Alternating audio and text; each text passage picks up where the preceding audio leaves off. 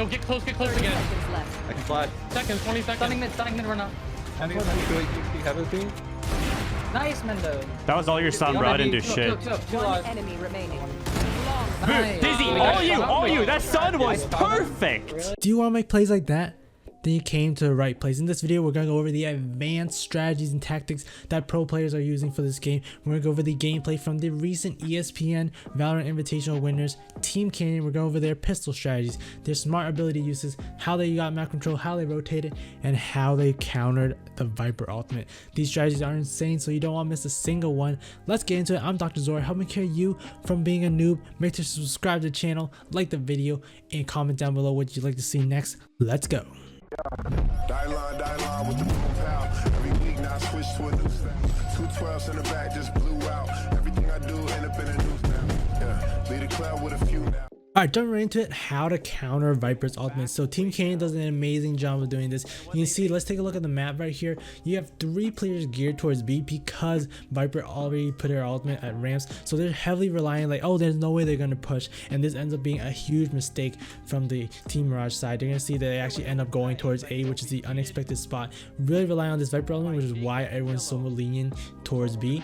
So now it's going to be a huge mistake here. All you got to do is do a flashbang from Phoenix, flashbang from Breach, or you can also use a sova arrow to call him out and make him rotate. So that's exactly what's gonna happen. We're gonna see a Breach flashbang that's gonna get Skadoola out of the way, and he's just forced to run right away after the flash. And you see, boom, it comes out. He has to run away, and they just get overwhelmed, and he loses the duel just like that. So just like that, one little ability just counters the ultimate and just allows him to just push.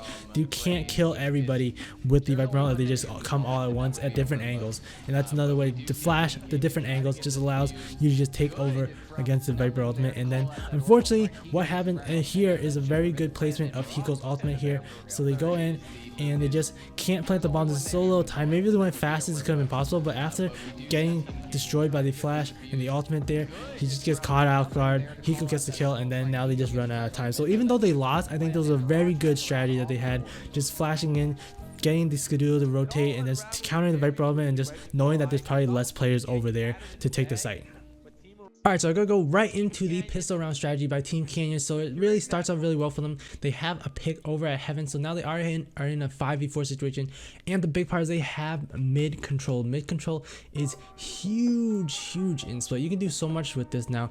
Now that you have mid control, you can go do a split onto A, or you can do a split onto B. So you can just see this control right here is huge. You can check the rotates as well, so they can do a split like so on the B site, and that's exactly what they're going to do. So you're going to see here they're actually going to do a little bit more complexity to the situation by doing a fake into B. So they're going to start making a ton of noise onto B garage, and you're going to see here that this position here with Phoenix is going to be huge. So going into it, they're going to start making a ton of noise, setting up some concussion abilities, and just making a lot of gun sounds onto the B garage. And just watch, right as they do this, you can already see on the screen that Viper and Brimstone are already rotating in, and that's the key for Ace's position here. He knows that's going to happen, and then sure enough, boom, Viper's down, and now it's just 5v4, and just like I said again, they're going to do a B split, 2 Heaven, 3 garage, pushing in. And it looks like that actually threw him off a little bit too. So you can see Brimstone actually stays back at A, and I believe that's because that they thought maybe they're gonna do a vent split and go from A main and do vents and do a split into A. So that was always a possibility that they could have done. Plus they made a lot of noise on B, so they didn't actually push right away after. And you can see sort of too that they might have made some noise as well. You can see that Brimstone's kind of looking back behind him, looking for a flank, or potentially it looks like they might have ran around, made a lot of noise that it sounded like they're going back. So that again sets up Brimstone to see, just again double checking onto A, make sure nothing's happening there. But sure enough, it's going to be a B take, and you see here they have Heaven control, which is huge for taking B on split. And then sure enough, Brax actually just makes the round a little bit more complex. He ends up getting a lot of kills here.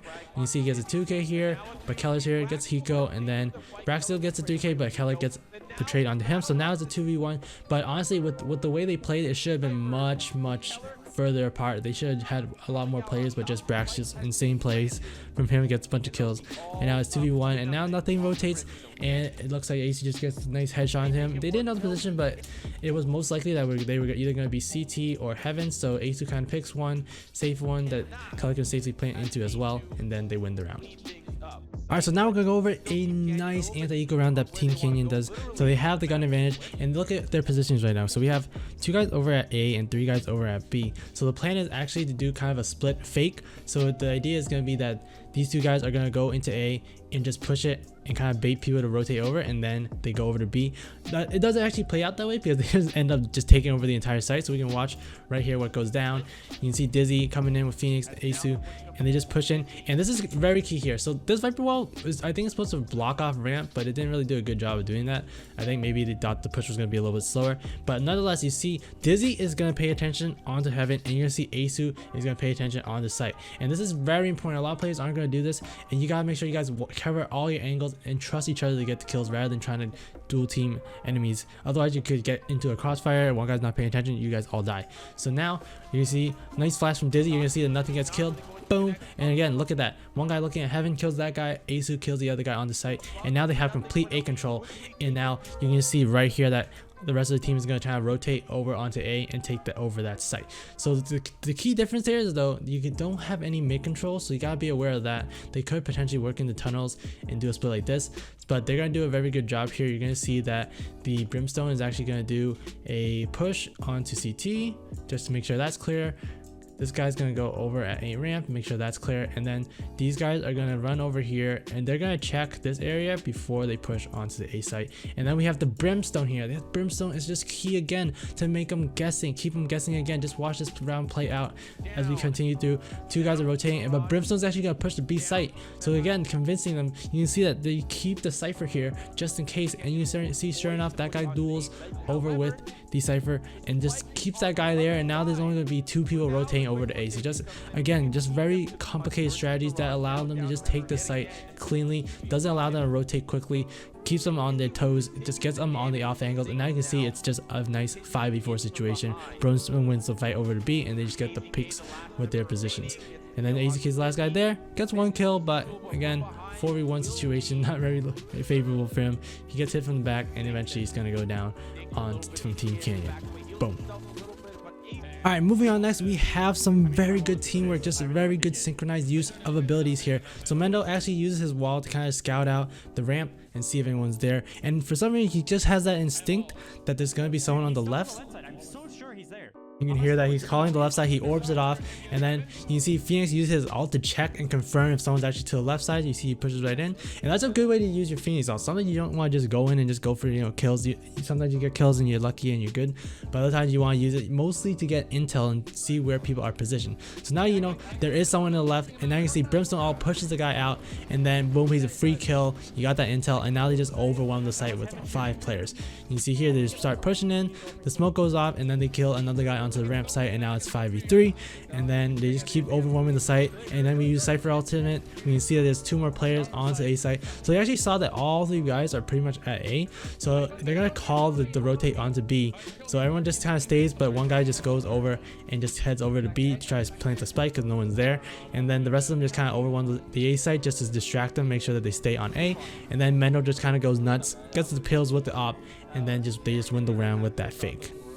Alright, so moving this round, we're going to show how Team Canyon retakes the B bomb site. So it's a 3v4 situation right now, and not looking good for them, but they do an incredible use of their flashbang abilities to get onto the site. You're going to see it's not pretty at first. Sage Ward comes in, slows people on the site, so that's good. Delays them from rotating and positioning themselves. And now you're going to see the first flashes from the Phoenix is not going to be very pretty. You see that Mendo gets team flash twice, but now the next flash is going to be beautiful. So they cleared all of this half of the site. They know that this stuff is pretty clear. Maybe there's going to be a guy back CT, but they push through and just check that in. And now they know, they see this right here. They know there's going to be some people over on back B because they see that beacon. It's got to be there. There got to be someone there. So now they know that someone's there. And you're going to see a nice flash from Dizzy is going to do that. So they actually know. Now they flash onto the site. They know that there's going to be some people over here, so they make sure to check that. Plus, with this flash, this allows Mendo to actually check garage and safely not care as much about the B people on back B. So now Mendo can go in, just check the back onto the garage, and then push over. They know there's people there, and they just overwhelm them just like that. If they didn't do that flash, it could have ended up crazy. They could have had a nice crazy crossfire that could have killed all of them. So this flash just split them apart and allowed them to kind of check individually the garage and then check over back site and kill all of them. Just very beautiful play, just very good calls, and just use of flashbang abilities to separate the players that were defending the site. Alright, so we got a banger for you guys. Coming up next, how to defend the A bomb site. They're just gonna do insane holds from Team Canyon. Team Raj actually gonna go pretty hot in here, going in pretty darn fast onto the A bomb site, and they go over and they check ramp immediately. And you can see the brimstone's actually already prepared. You can see this guy on the mid side, he's actually already prepared to set up the smoke onto A in case anything happens, and just trusting the Phoenix to kind of check mid for him. So you can see he goes all the way up to this back corner so he can have that range to smoke off ramps, and that's exactly what they do. So you can see Team Raj starts peeking out ramps, and then the smoke immediately comes down, plus the Sage Orb from Mendo to slow him down. But the key is this, just a good synchronized use of abilities overall.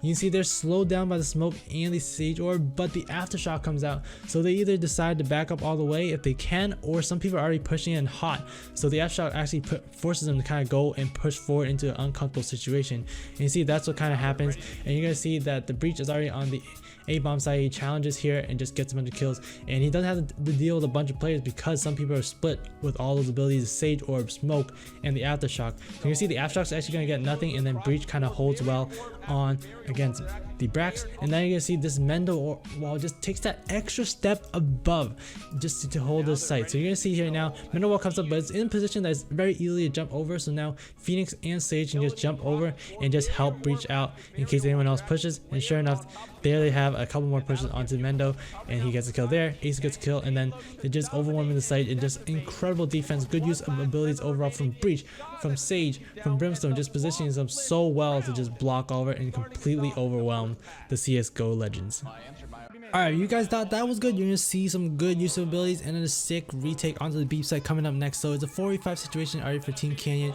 Sinks gets a nice kill, but then nothing trades it back, and then they do a nice res to try to get someone, but actually Hiko just ends up just being in a nice position, just predicting that there might be an ultimate. So this is probably a very good use from Hiko, just looking at the top screen. If you look at the top screen, you can see who has their ultimate and who doesn't. So suspecting that there probably is an ultimate that's coming in and there's a guy down here, it's very reasonable for Hiko to stay here. And sure enough, the ult comes in, Mendo goes down, and then Hiko just gets a nice kill on the Asu, and then we get some bangers from Kala coming in here. So since they don't really have a lot of control of anywhere right now, so Keller's kind of screwed. They see people coming in here, they are just overwhelming the B bomb side. They have no control at all of anywhere, especially with these two guys going down. So now Keller's actually going to camp into his own smoke. So that's his best option really, is to hide. Other than hiding on the site, is to hide onto the smoke. So sure enough, they overwhelm. He gets 2 kills here just because people weren't expecting it, and just gives him a nice fighting chance. It went from a 2v4 into a 1v2, much more doable now. And then you're gonna see Dizzy's great use of abilities.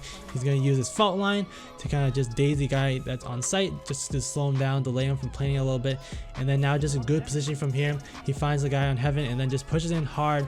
The guy planning really has a disadvantage, so it was really a really important job for Hiko to stay alive here. Otherwise, the guy planning, he has to plan because there's no time left. So this pick just really determines the round, and then from here the Cypher just really pretty much screwed because he has to plant or try to get the fast kill, and it's kind of more of a riskier play. So he decided to go for plant, and just overall Dizzy just clutches it. Very good use again of abilities from the Cypher, from breach, just to allow them to get the clutch. Alright, we are going into another insane clip right now. So there's just very good game knowledge of the enemy in general. So you're gonna actually hear that the breach calls out that the tripwires are on A, and just knowing the player. So the Cypher is actually Brax, and Brax is known for being a lurker. So that already suspects them that, oh, maybe there's gonna be more of a B play because someone's lurking on, the lurker is actually lurking at A. So now they actually see, using the camera, they see one person on B. So now you're gonna see the Sage wall is gonna come up. There's only 4 or 5 seconds, so this Sage wall is gonna delay a ton, and if they do push out, then breach can kind of handle it a little bit more just effectively because of that delay from the Sage wall. And now they're gonna go over and check out into mid and onto B. So we have some tripwires onto B, so a lot of people can stack on mid. They have the wall on A, so that kind of blocks out the A take. Some tripwires on B, delays the rotate, allow people to rotate from mid to B so they can focus on mid right now. And you're gonna see the Phoenix also gonna come in, just check for information, check tunnels, check on the right onto B site. And now they know that there's one person on B, and boom, Mendo peeks it, gets a kill there. And then they just, again, just continue. They have the camera on B so they can focus onto mid, and sure enough, all the players end up going into mid. So you're gonna see here that they're gonna come in, You know, Mendo misses his shot, not too bad. It's okay, he heals up, and then Sage Orb comes in, slows him down, but he throws a Sage Orb back to slow them down. Now they're gonna do a nice flash from Daisy. This flash is insane from Daisy. Just flash them and just slows them down, allowing Mendo to get the peak here. He gets another kill here, and then boom, you can see, looking on their screen, if we zoom in here, you can see they're nice and flash. So now it slows down, the Sage Orb slows them down, the flash slows them down, but they go in and push anyway, and this little pixel key from Mendo gets allows them to get that extra 2k with the snipe shot, and boom. And then again, you can hear he really complements the flash from Dizzy. That's really all the flash and the orb that just allows him to do it. You can just replay it again. You know, again, heals in, boom. All right, Sage Orb comes in, and then the Dizzy flash again just allows them to get blind. They don't know what's going on, and then just allows them to get that little peek, and just that repositioning from Mendo as well allowed him to get those two op shots. Just get that little pixel angle, and then he gets another guy from Hiko, and just a flawless hold. They had control of A, they had control of B, so they can just stack everyone onto mid, and sure enough, it works effectively. They are forced to go into mid, and they just kill everybody here on the mid site and just takes everyone down.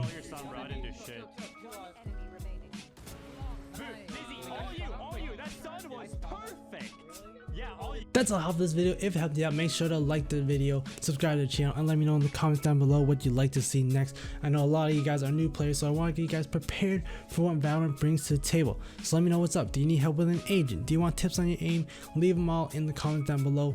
I also stream on Twitch every weekend, so make sure to follow that and follow the other socials on Twitter, Discord, Instagram. All that's in the description. I'm Dr. Zor, helping carry you from being a noob, and I'll see you guys next time. Peace.